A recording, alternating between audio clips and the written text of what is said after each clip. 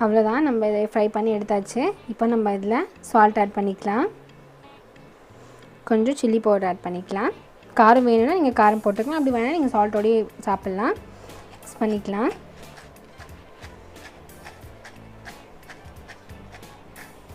S, அவ்வளோதான், இது ready ஆகிடுச்சு. ஹலோ ஃப்ரெண்ட்ஸ், வெல்கம் டு ஜாஸ்ர சமையல். ஜாஸ்ர சமையலில் இன்றைக்கி நம்ம ஒரு கிறிஸ்பியான ஃப்ரெஞ்ச் ஃப்ரைஸ் எப்படி செய்கிறதுன்னு பார்க்கலாம். நான் வந்து 4 உருளைக்கிழங்கு எடுத்துக்கிட்டேன். அதை வந்து ஃப்ரைஸ்க்கு ஏற்ற மாதிரி இந்த மாதிரி இந்த மாதிரி கட் பண்ணி வச்சுருக்கேன். இது நான் வந்து சில் வாட்டரில் ஆட் பண்ணிக்கிறேன். இது நம்ம ஏன் சில் வாட்டரில் ஆட் பண்ணுறோன்னா, பொட்டேட்டோ வந்து அதோடய ஸ்டார்ச் வெளியே தள்ளி நமக்கு வந்து கிறிஸ்பியான ஃப்ரைஸ் கிடைக்கும். அதனால் நான் சில் வாட்டரில் ஆட் பண்ணுறேன். இது வந்து ஒரு 15 to 20 minutes சில் வாட்டரில் இருக்கட்டும். 20 நிமிஷத்துக்கு அப்புறம் நான் ஒரு பவுல் எடுத்துக்கிட்டேன். இதில் வந்து நம்ம ஹாட் வாட்டர் ஆட் பண்ணிக்கலாம். ஹாட் வாட்டர் வந்து ரொம்ப கொதிக்கணும்னு அவசியம் இல்லை, மீடியமான ஹாட் இருந்தால் போதும். இந்த ஹாட் வாட்டரில் நம்ம ஒரு டேபிள் ஸ்பூன் சால்ட் ஆட் பண்ணிக்கலாம். மிக்ஸ் பண்ணிக்கிறேன்.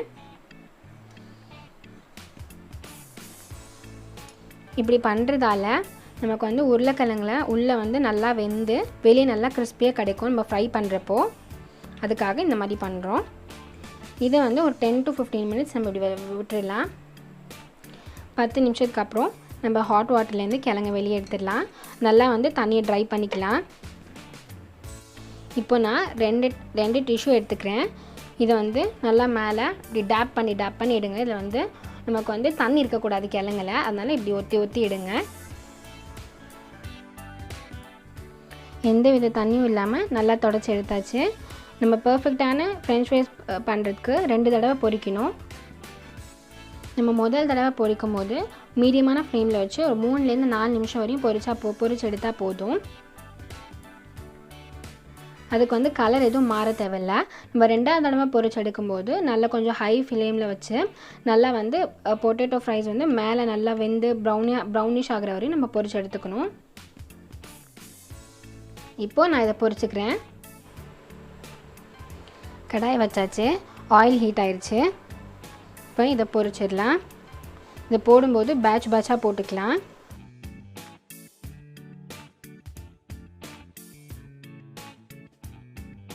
ஃப்ளேம் வந்து லோலே இருக்கட்டும். நம்ம வந்து இந்த பொரிக்கிறத வந்து நல்லா வந்து ஆற வச்சுக்கணும். 10 to 15 நிமிஷம் வரையும் ஆற வச்சுக்கலாம். ஆற வச்சுட்டு எடுத்து நம்ம பொரிச்சோன்னா இன்னும் நல்லா கிறிஸ்பியாக வரும். இது வரைக்கும் பண்ணுறது வந்து ரொம்ப கஷ்டம். இதை நம்ம வந்து பண்ணுறப்போ நல்லா பல்காக பண்ணி வச்சுக்கணும். ஊற வைக்கிறது, வேக வைக்கிறது, இந்த மாதிரி நிறைய வேலைகள் இருக்கும். நீங்கள் பண்ணுறப்பே நல்லா கொஞ்சம் பல்காக நிறைய பண்ணி வச்சிட்டிங்கன்னா உங்களுக்கு எப்பப்போ தேவையோ ஃப்ரீஸ் பண்ணி வச்சுக்கிட்டோன்னா நம்ம வந்து எப்பப்போ தேவையோ நம்ம பொரிச்சு எடுத்துக்கலாம். அவ்வளோதான், இது நல்லா ஆறிடுச்சு. இப்போ நம்ம 2வது தடவை பொரிக்க போகிறோம். போட்டுக்கலாம். நம்ம முதல் தடவை போடுறப்போ ஒரு மீடியமான ஹீட்டில் வந்து நம்ம பொரிச்சு எடுத்தோம். இப்போ நம்ம 2வது தடவை பொரிக்கிறதுனால நம்ம வந்து ஒரு நார்மல் ஹீட்டை நம்ம வச்சு பொரிச்சு எடுத்துடலாம். நல்லா கலர் ப்ரௌனிஷ் ஆகிற வரையும் நம்ம மொறுன்னு நல்லா கிறிஸ்பி ஆகிற வரையும் பொரிச்சு எடுத்துடலாம்.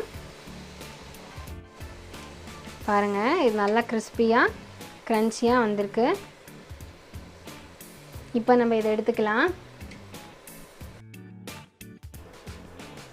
அவ்வளோதான், நம்ம இதை ஃப்ரை பண்ணி எடுத்தாச்சு. இப்போ நம்ம இதில் சால்ட் ஆட் பண்ணிக்கலாம். கொஞ்சம் சில்லி பவுடர் ஆட் பண்ணிக்கலாம். காரம் வேணும்னா நீங்கள் காரம் போட்டுக்கலாம், அப்படி வேணால் நீங்கள் சால்ட்டோடையே சாப்பிட்லாம். மிக்ஸ் பண்ணிக்கலாம்.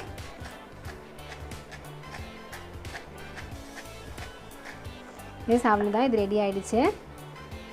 கண்டிப்பாக இதை நீங்கள் வீட்டில் ட்ரை பண்ணி பார்த்துட்டு உங்கள் எக்ஸ்பீரியன்ஸை ஷேர் பண்ணுங்கள். இந்த மாதிரி நீங்கள் வீட்டில் வந்து கிட்ஸுங்களுக்கு இந்த மாதிரி செஞ்சு கொடுத்தீங்கன்னா அவங்க ரொம்ப விரும்பி சாப்பிடுவாங்க. கண்டிப்பாக இந்த வீடியோ பிடிச்சிருந்துச்சுன்னா லைக் பண்ணுங்கள், ஷேர் பண்ணுங்கள், சப்ஸ்கிரைப் பண்ணுங்கள், பக்கத்தில் இருக்க பெல் பட்டனை ப்ரெஸ் பண்ணுங்கள். நெக்ஸ்ட் ஒரு இன்ட்ரெஸ்டிங்கான ரெசிபியோட மீட் பண்ணலாம். தேங்க்ஸ் ஃபார் வாட்சிங்.